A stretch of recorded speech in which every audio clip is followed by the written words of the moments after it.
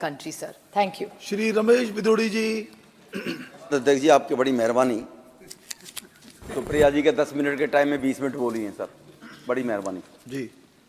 सभापति जी, मैं आपका बहुत बहुत आभार व्यक्त करता हूं कि माननीय राष्ट्रपति जी के अभिभाषण पर मैं उसका समर्थन करने के लिए खड़ा हुआ हूं। और उनके अभिभाषण पे अभी जो मैं सुप्रिया जी को सुन रहा था, राज्य के मामलों को यहाँ पर डिस्कशन कर रही थी वो सारे के सारे।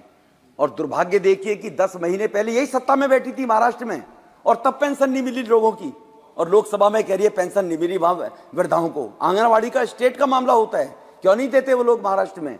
और 10 महीने पहले सत्ता में थी, और 10 महीने बाद सब कुछ बिगड़ गया, सिलेंडर भी बिगड़ गया, सब बिगड़ गया। खैर, मैं अपने विषय पर आना चाहता हूं अध्यक्ष जी।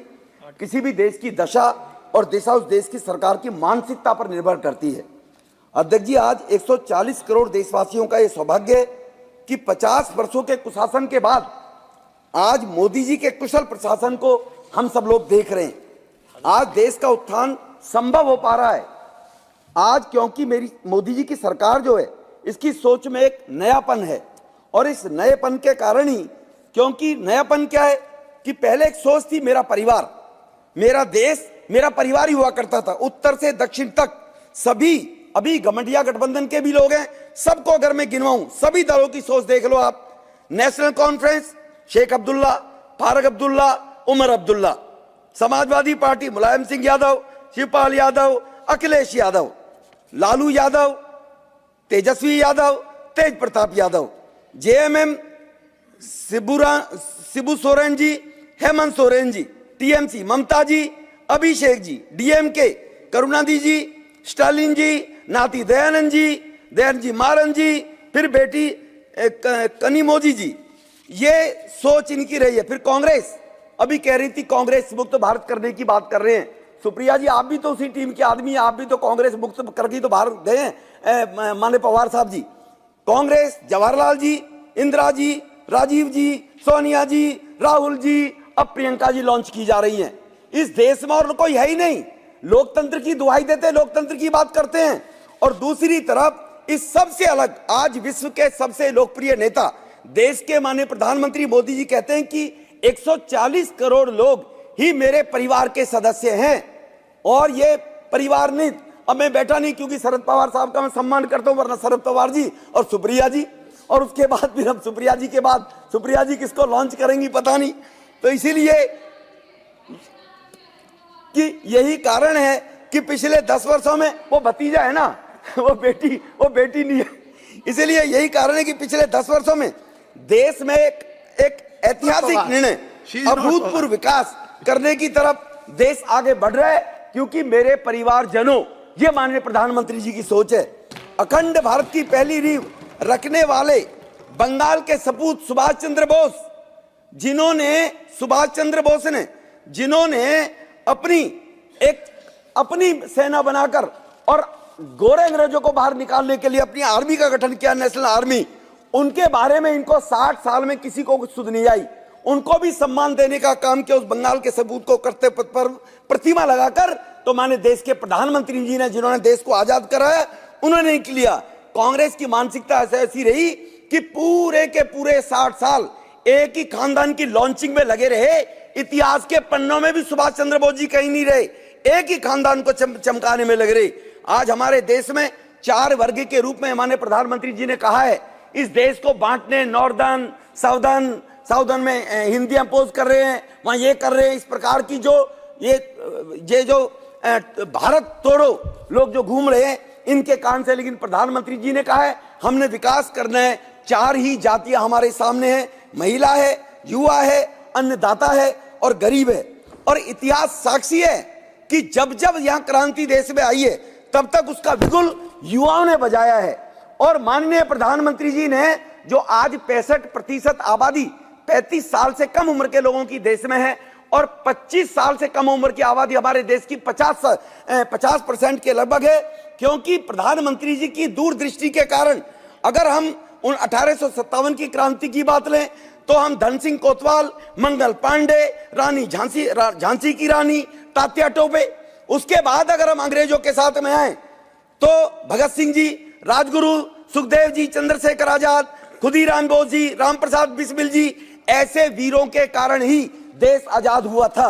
और इसी के कारण दूरदृष्टि की सोच है कि नौजवानों को आगे स्पेस देना पड़ेगा हमारे देश के अंदर।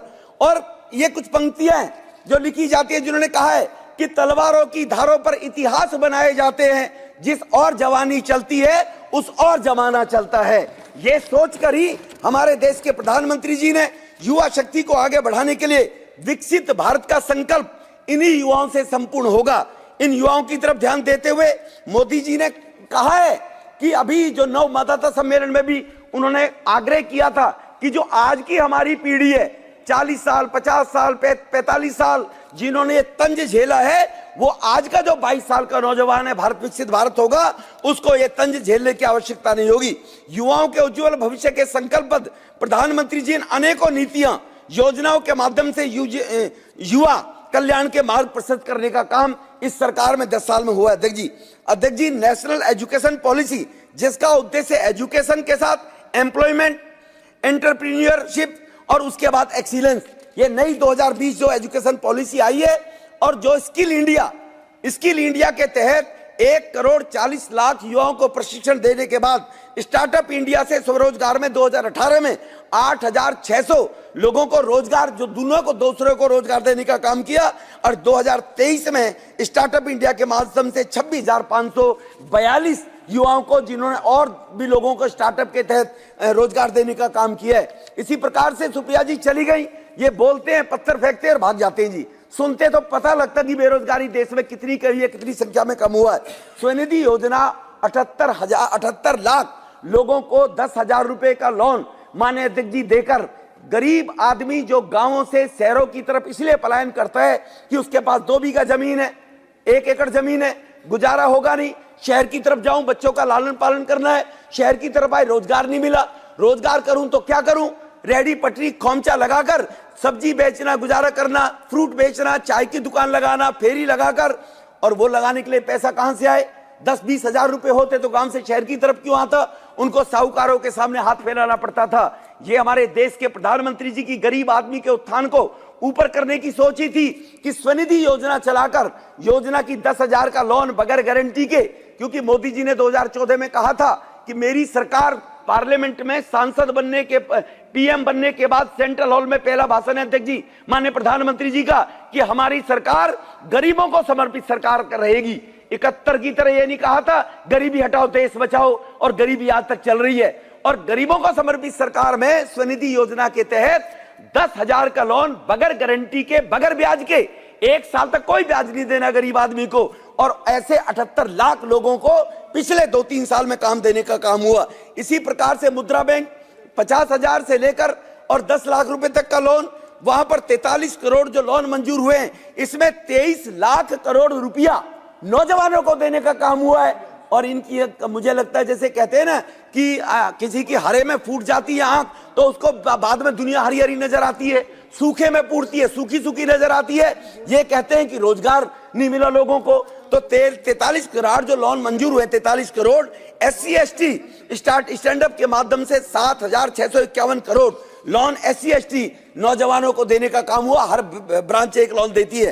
पिछले 10 वर्षों में सर मेडिकल कॉलेज, गरीब का बेटा भी, गरीब की बेटी भी MBBS बनने का, डॉक्टर बनने के ख्वाब लेकर आगे आती है, अवसर नहीं मिलता था। जहां 60 साल में 367 मेडिकल कॉलेज थे, आज उनकी संख्या बढ़कर 643 हो गई सर।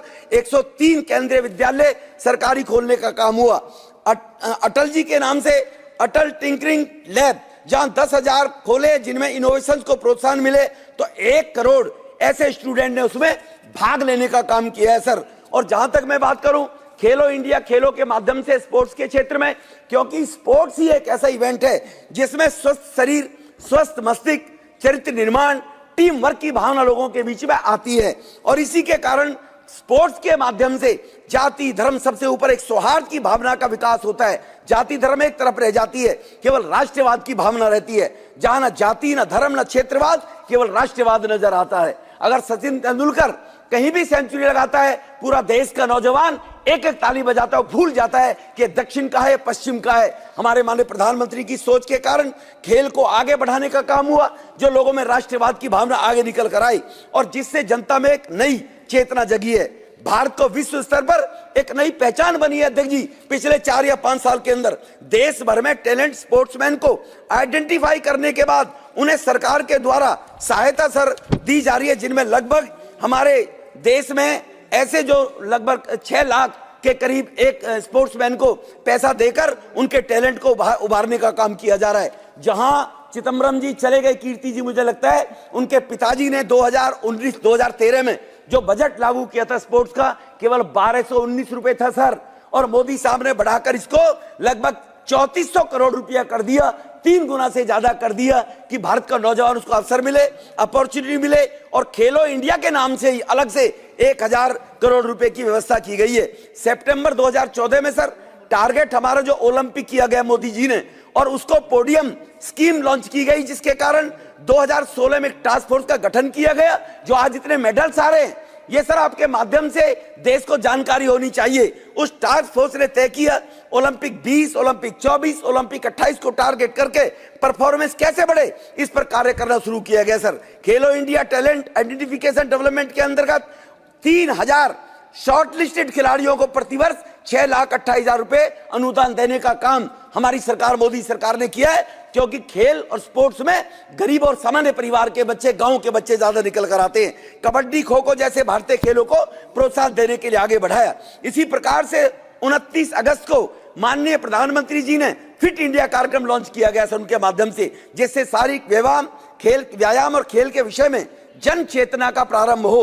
उससे 45 मिनट अगर आप व्यायाम करेंगे आप स्वस्थ रहेंगे। और सर इस 2019 की फिट इंडिया लॉन्चिंग का उदाहरण है कि मैं कोरोना में फेसबुक कोई भी मेरी चेक कर सकता है।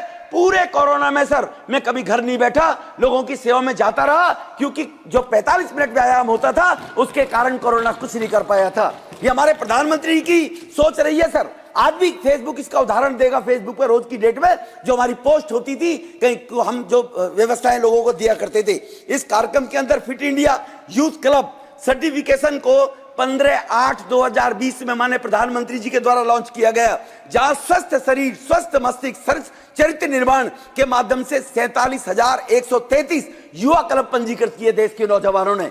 देश के नौजवानों का विश्वास मोदी जी के अंदर बढ़ा है। और उसके बाद ओलंपिक के जो गेम हुए, उन्होंने इस बात को दिखा दिया कि भारत का युवा शक्तिशाली है, वो कुछ भी कर सकता है। इसमें कॉमनवेल्थ वेट लिफ्टिंग के अंदर जो 2019 में हुआ सर, 35 गोल्ड भारत के अंदर आए थे, जहां भारत टकटकी लगाए देखा करता था कि गोल्ड की लिस्ट में हमारा नाम हो गया नहीं होगा। इसी प्रकार से 21st कॉमनवेल्थ टेबल टेनिस के अंदर तो सर कमाल ही हो गया। जितने भी टेबल टेनिस के हर एज के अंदर टूर्नामेंट हुए थे, इवेंट हुए थे, हर किसी के अंदर गोल्ड भारत ने लिया था सर। ये भारत का नाम रोशन किया। इसी खेलो इंडिया खेलों के तहत ऑल गोल्ड मेडल सर। और स्पेशल, अगर मैं स्पेशल ओलंपिक की बात करूं, 368 मेडल पैरा ओलंपिक के अंदर, जिसमें 85 गोल्ड, 154 सिल्वर, 129 ब्रॉन्ज, जो भारत दुनिया में तीसरे नंबर पर आया सर। 70 साल के बाद ये कहते हैं, ऐसे करते हो जैसे 10 साल में ही सब कुछ हुआ है। इससे पहले हुआ ही नहीं, इससे पहले कभी सोचते भी नहीं थे सर हम। इसी प्रकार से सर मैं अभी जब एक स्टेडियम का नाम गुजरात सरकार ने मोदी जी के नाम से स्टेडियम का नाम रखा, बड़े तिलमिलाट लग गए। गोगोई जी आज है नहीं, अगर यहाँ पर होते तो मैं उनको बताता कि गोगोई जी थोड़ा बैक में जाकर देखिए, पूरे देश में एक ही खानदान के नाम से 19 स्टेडियम है सर। क्या इस देश में प्लेयर नहीं हुए? क्या इस देश में देशभक्ति नहीं हुए? क्या इस देश में अच्छे पॉलिटिशियन नहीं हुए? इस देश के अंदर 32 शैक्षणिक संस्थाएं, 650 ऐसे वो हैं सर जिनको हम बोलते हैं संस्थाएं, जिनमें से 32 शैक्षणिक संस्थाएं, 4 अस्पताल केवल राजीव गांधी जी के नाम से हैं देश के अंदर। लेकिन इनको दर्द हो गया कि गुजरात सरकार ने मोदी जी के नाम से एक स्टेडियम का नाम कैसे रख दिया गया सर। इसी प्रकार से सर अगर ये विल पावर पैदा हुई है मोदी जी के नेतृत्व में, उन पर विश्वास करते हुए मजबूत सरकार जो बनी है सर, इस मजबूत सरकार को 84 के बाद 84 में जब रॉयट्स हुए थे, तब देश ने माना था कि देश के अंदर कोई सरकार पहले से बनेगी। आज तीसरी बार सरकार बनने के पीछे, मुझसे पहले तेजस्वी जी ने भी कहा, सुप्रिया जी भी कह रही थी एरोगेंसी है। ये एरोगेंसी नहीं है सर, ये विश्वास है सर। मुझे मालूम है मैं 50 किलो वजन उठा सकता हूं, 70 किलो उठा सकता हूं, 90 किलो उठा सकता हूं। 90 उठा सकता हूं तभी कह सकता हूं 90 किलो वजन मेरे सर पर रखो, मैं लेकर जाऊंगा। जिसके अंदर विश्वास ही नहीं होगा क्या करेगा? क्योंकि 10 साल में मोदी जी ने जो निर्णय लिए, जो 18-18 घंटे काम किया है, मंत्रियों से काम करा है, उसका परिणाम है सर। भगवान श्री राम के मंदिर के निर्माण का काम 500 वर्ष से सर कितनी पीढ़ी बीत गई, कभी किसी ने हिम्मत नहीं जुटाई थी सर। अनुच्छेद 370 जम्मू की बात कर रहे हैं, अरे आंकड़े लिखा दो, पहले कितनी हत्याएं की जाती थी। अब एक आतंकवादियों का अगर ऐसा कोई उनका ऐसा अटैक हो जाता है, उसको लेकर शोर मचाते रहते हैं। ओबीसी कमीशन सर, काका कलेलकर 30 मार्च 1955 को एक कमेटी बनाई जवाहरलाल जी ने। कल ओबीसी समाज जो देश के अंदर 44 से 50% है, उनको उनका हक देने के लिए कभी ये हिम्मत नहीं जुटा पाए।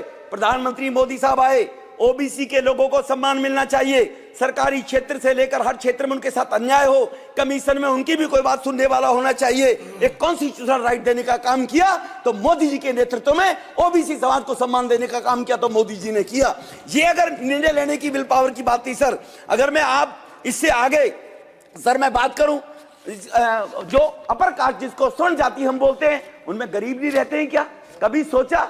एक परिवार, बड़े लोग, ऊंची जाति के लोग, उनका तो उत्थान हो रहा है, गांव में गरीब रह उसके बारे में नहीं सोचा।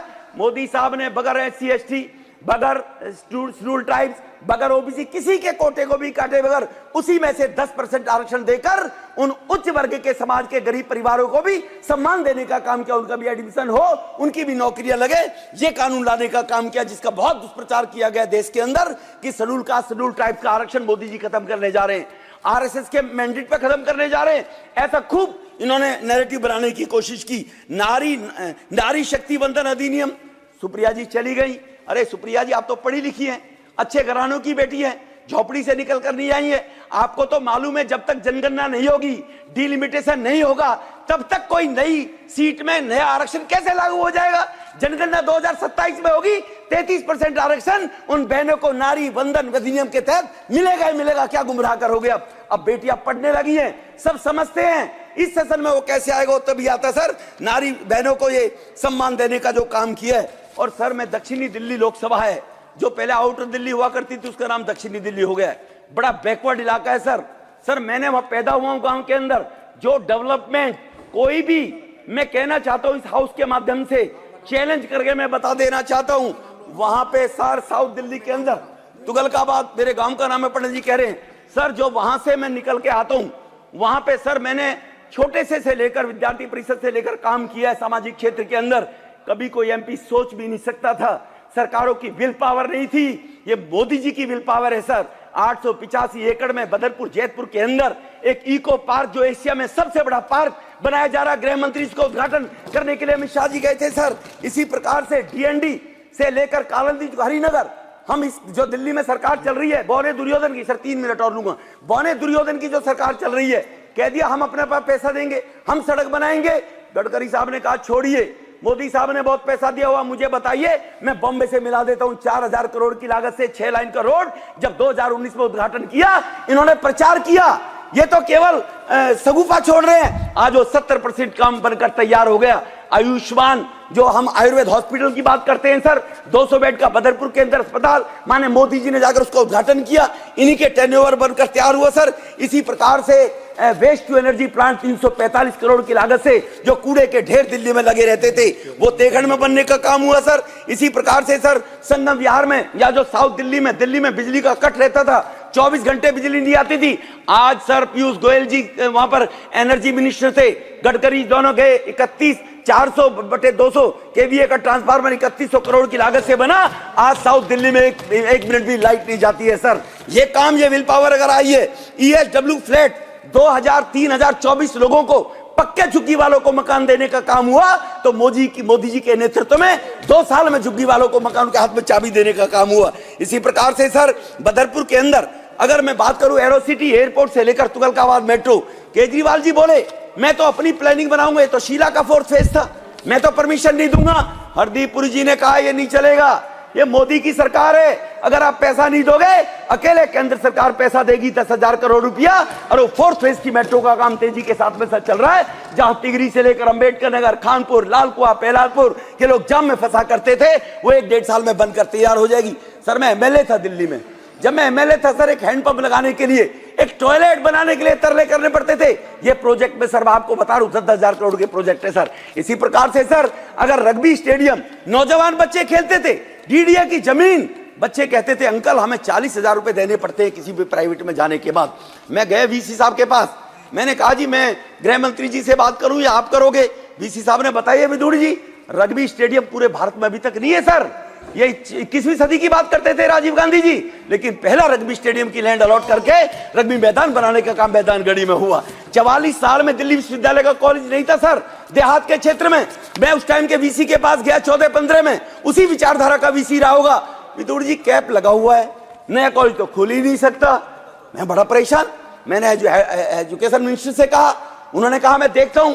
उस वीसी की छुट्टी हुई, अगला वीसी आया, कोई कैप नहीं, हमारे पास बहुत पैसा है सर। 8 एकड़ जमीन अलॉट कराकर और 80 करोड़ रुपया फैसिलिटेशन सेंटर तैयार हो गया और 200 करोड़ रुपया कॉलेज की फाइल होने के बाद धर्मेंद्र जी के पास पड़ी हुई है सर। कॉलेज का निर्माण हुआ है सर। बच्चों के खेलने के लिए द्वारका बागडोला में स्पोर्ट्स कॉम्प्लेक्स, महिपालपुर के अंदर 188 करोड़ की लागत से पीडब्ल्यूडी की सड़क पर पीडब्ल्यूडी ने पैसा नहीं दिया sir. On the record house में बोल रहा हूं, मना कर दिया दिल्ली के मुख्यमंत्री ने। हरदीप पुरी जी ने कहा हमारे पास बहुत पैसा है विदुड़ी, चिंता मत करो। 11 महीने के अंदर अंडरपास का जो एयरपोर्ट लोग जाते थे वसंत कुंज भैरवली के, उस पुल को पूरा करने का काम किया सर। अंबेडकर नगर के अंदर आज जेटली साहब नहीं है सर। 2014 में यहां पर सरकार बन गई, राष्ट्रपति शासन लागू हो गया, मैं एमपी बन गया सर। पत्थर लगाए थे शीला जी ने, हर 10 किलोमीटर एक अस्पताल में नहीं 200 बेड की शीला जी ने पत्थर लगाए 2005 में। इन्हीं कांग्रेस की मुख्यमंत्री जी ने, वहां पर सर अस्पताल नहीं थी। मैंने जेटली जी को कहा पहले बजट में जब पेश के अंदर सरकार ने किया था, राष्ट्रपति शासन था, उसकी अर्नेस्ट मनी 50 लाख रुपए घोषणा करके अंबेडकर नगर गरीब लोग रहते, जे रिसेटलमेंट कॉलोनी है सर, गरीबों के लिए अस्पताल चाहिए।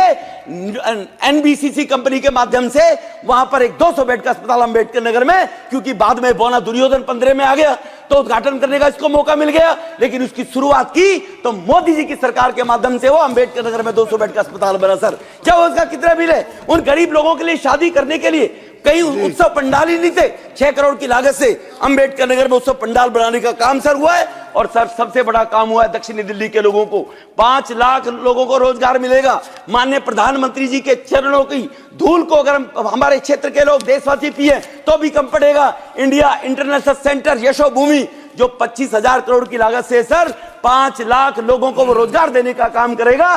दक्षिणी दिल्ली के लोगों को जो हमारे साउथ दिल्ली पार्लियामेंट के अंदर मिला है। इसलिए सर मैं आपके माध्यम से यशो भूमि की लागत के साथ साथ मैं सर यह चीज बताए बगैर नहीं रुकूंगा। आपको मुझे और थोड़ा टाइम और देना पड़ेगा सर। जो मैंने अभी बताया है यहाँ पर कुछ जैसे बोल रही थी वो पॉइंट दिख रहा था, सुप्रिया जी कह रही थी कि यहाँ पर कुछ नहीं हुआ है। क्या विकास हुआ है? 78 एयरपोर्ट की जगह सबने दोहरा दिया, 149 एयरपोर्ट तो हो गए सर। लेकिन हम इस बात को कैसे भूल जाएं सर, मेरठ आपके जाने में 4 घंटा लगा करते थे सर। 90 लाख किलोमीटर सड़कें 70 साल में बनी थी सर। और मोदी जी के आने के बाद 1,40,000 किलोमीटर सड़कें पिछले 7 साल में बनकर देश के अंदर तैयार हुई है कि अब मेरठ देहरादून भी हम पहुंचा। मैं सर आपके चौधरी चरण सिंह से मैंने LLB की है सर। जब मैं गाड़ी में जाता था 4-4 घंटे लगते थे सर, अब 1.25 घंटे में लोग 1 घंटे में मेरठ पहुंच जाते हैं सर। ये मोदी साहब की देन है सर। इसीलिए मैं आपके माध्यम से ये जो माननीय राष्ट्रपति जी ने यहाँ पर ये अभिभाषण में प्रस्ताव रखा, उनका समर्थन करते हुए मैं बताना चाहता हूं कि मोदी जी के नेतृत्व में देश में जो काम हुआ है वो कल्पना से परे है। और तीसरी बार अगर सरकार की बात करते हैं तो देशवासियों के भरोसे पर मोदी जी बात करते हैं। सीतारामन जी ने कहा है हमने किया है, पेपर में क्या लिख कर आए हैं, हमें विश्वास है कि हमारे पास मार्क्स आएंगे। जो पेपर ही खाली छोड़ कर आएगा उसको संशय रहता है कि फर्रा चलेगा नहीं चलेगा। बहुत बहुत धन्यवाद सर। श्री भरतरी मेहताब जी।